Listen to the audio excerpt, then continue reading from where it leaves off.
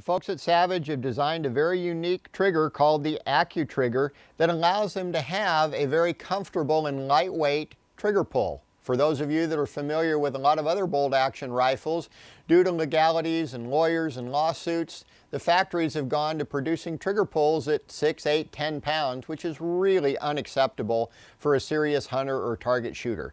The good folks at Savage, in developing this trigger, allow you an adjustment range of 1.5 to 6 pounds. So now we've got a superior trigger which will aid in your ability to shoot the rifle. I'm going to use my thumb now to act as the cocking stud there to preload the sear. The sear and the bolt stop are really the same function in the Savage, and you can see the sear coming in contact with the trigger here.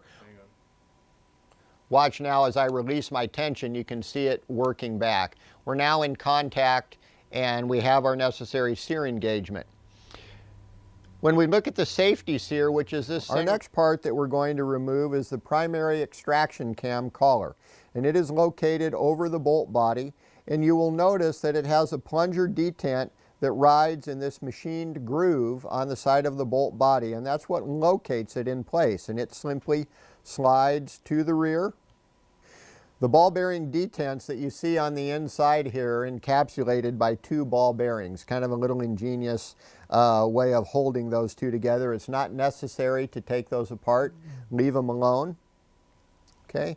Our next part to remove is our cam stud, and the cam stud holds the firing pin and sleeve together. So we're going to rotate that in the upward position, slide the cam stud to the rear, and then with our little dental pick,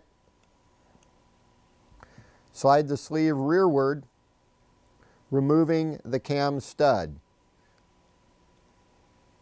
Firing pin retaining sleeve and the firing pin assembly now are removed from the bolt body.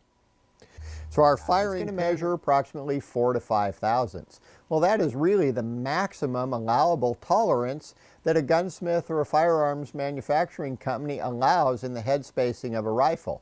The difference between acceptable and unacceptable is a mere 4 to 5 thousandths of an inch.